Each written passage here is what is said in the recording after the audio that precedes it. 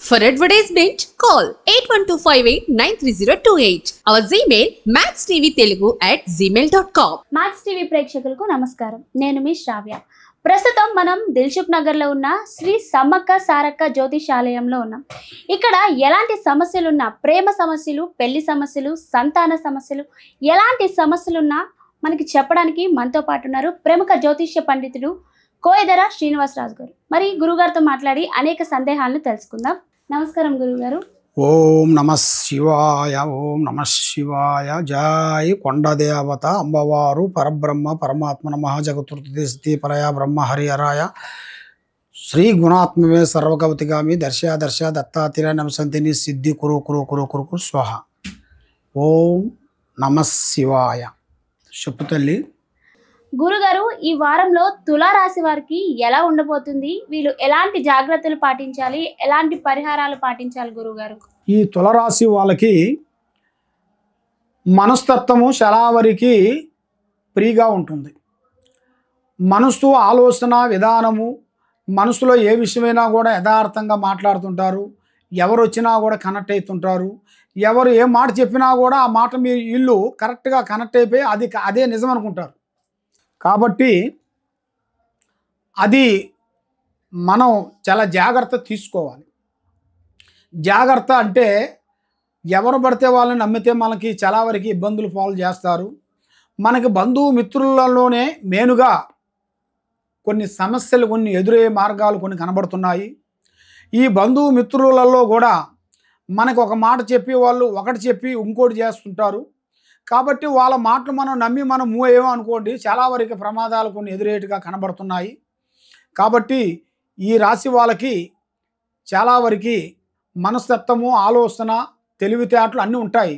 కానీ ఉపయోగించుకునే టాలెంట్గా రాగానే వీళ్ళ మీద ఉండాల్సిన కొన్ని దరిద్ర దోషాలు కొన్ని అడ్డుపడి వాళ్ళని ఎదగనీకోకుండా ఏదో ఒక సమస్య, చిన్న చిన్న సమస్యలు, పెద్ద పెద్ద సమస్యలే కాకుండా చిన్న చిన్న సమస్యలే వాళ్ళని అడ్డుకట్టేస్తుంటాయి. ఆ అడ్డుకట్టిన దాని వలన వాళ్ళు ఏ కార్యక్రమాలు అనుకుంటుంటారో ఆ కార్యక్రమాలన్నింటినీ దూరం అయిపోతుంటారు.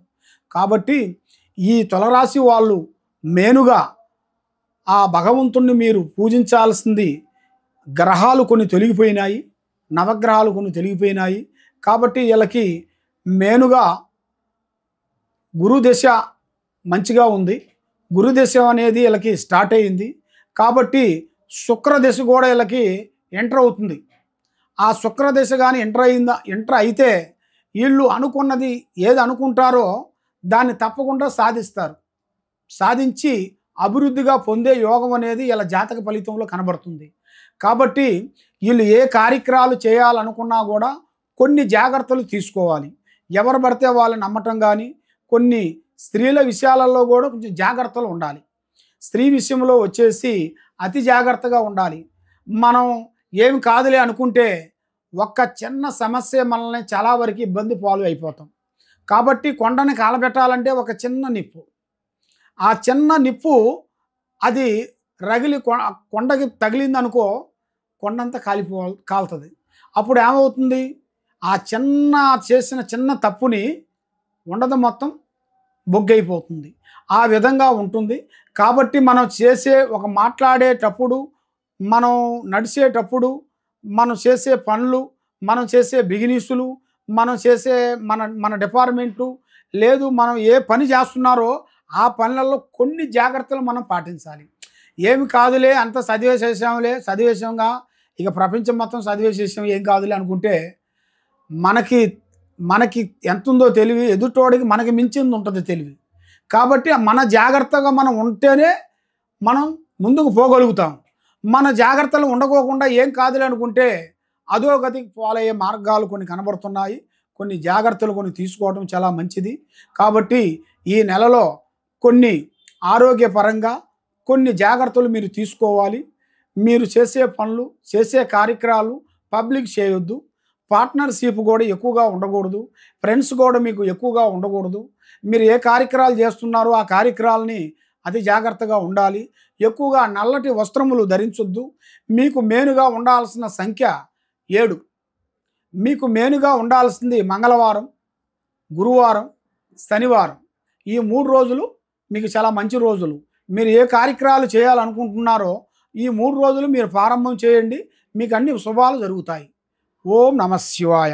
గురుగారు, తులారాశి వారు ఏ దేవుణ్ణి పూజిస్తే మంచిదంటారు గురుగారు? ఓం నమః శివాయ. ఈ తులరాశి వాళ్ళు మెయిన్గా పూజించాల్సింది శివుడు. శివపారాధన చేయాలి, శివాలయానికి వెళ్ళాలి. శివాలయానికి వెళ్ళి ఒక 9-10 ప్రదర్శనలు చేసి వీళ్ళు కంపల్సరీ సోమవారము ఆ విధంగా చేస్తే మంచి శుభ ఫలితాలు పొందుతారు. ఓం నమః శివాయ. చూసారు కదండి, గురుగారు చెప్పింది తప్పకుండా ఫాలో అవ్వండి. మీకు ఎలాంటి సందేహాలున్నా, ఎలాంటి సమస్యలున్నా ఇక్కడ ముఖం చూసే జాతకం చెప్తారంట. మరి కింద స్క్రోల్ అవుతున్న నెంబర్కి కాల్ చేయండి, గురుగారిని సంప్రదించండి. Thank you.